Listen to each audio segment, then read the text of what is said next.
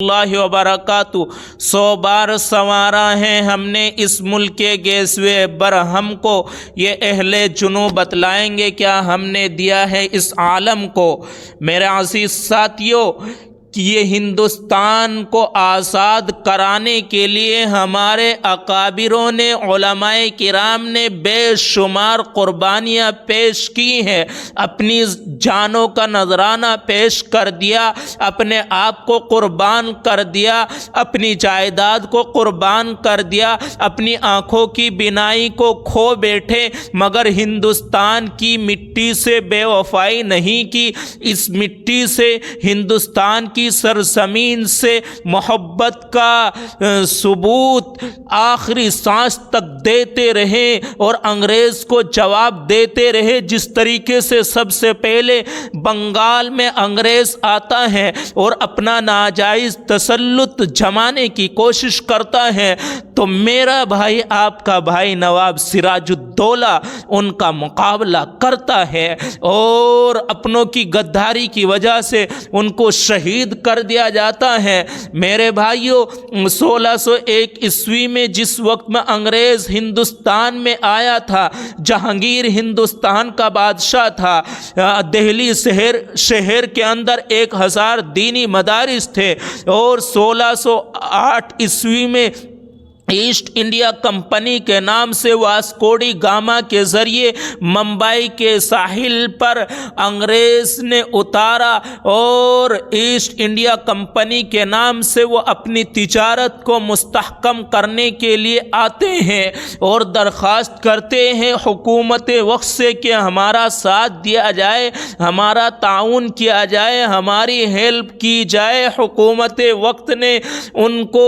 سیدھا سادے سمجھ کر ان کو اجازت دے دی اور بہت زیادہ سہولتیں دے دی، ریاستوں کی ریاستی ان کے نام پر ہبہ کر دی۔ اس طریقے سے میرے بھائیوں، 1740 عیسوی سے پہلے ہندوستان کے 4 بڑے بڑے صوبوں پر انگریز حکومت کرنے لگا۔ جس وقت انگریز 4 بڑے بڑے صوبوں پر حکومت کرنے لگا تو سلطان ٹیپو شہید رحمۃ اللہ علیہ نے 1792 عیسوی میں انگریز کو للکارا اور انگریز کے مقابلے میں کھڑا ہو گئے اور انگریز سے 4 میسور کی لڑائیاں لڑی۔ وہ تنے تنا لڑتا رہا،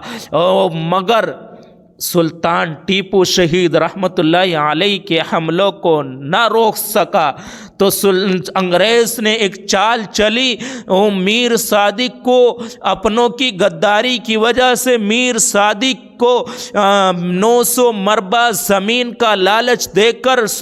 انگریزوں نے خریدا۔ 1799 عیسوی میں اپنوں کی غداری کی وجہ سے جس طریقے سے نواب سراج الدولہ کو شہید کر دیا گیا، یہ میسور کا مجاہد بھی سلطان ٹیپو کو 1799 عیسوی میں شہید کر دیا گیا۔ اور اس وقت میں کہا تھا کہ شیر کی ایک دن کی زندگی گیدڑ کی 100 سالہ زندگی سے بہتر ہے۔ تو میرے بھائیوں، انگریز کے خلاف بغاوت کا اعلان کرنے والا مذہب اسلام کا پہلا شخص نواب سراج الدولہ، دوسرا شخص سلطان ٹیپو شہید رحمۃ اللہ علیہ، اور مولانا شاہ عبد العزیز محدث دہلوی کے جس وقت میں دہلی میں یہ اعلان کیا تھا انگریز نے 1803 عیسوی میں کہ خلق خدا کی، ملک بادشاہ کا، لیکن آج سے حکومت ہماری ہے۔ اس وقت میں دہلی میں شاہ عبد العزیز محدث دہلوی نے یہ اعلان کیا تھا کہ آج ہمارا ملک غلام ہو گیا ہے۔ اس ملک کو آزاد کرانے کے لیے ہر ایک شخص کا فریضہ بنتا ہے، ہر ایک شخص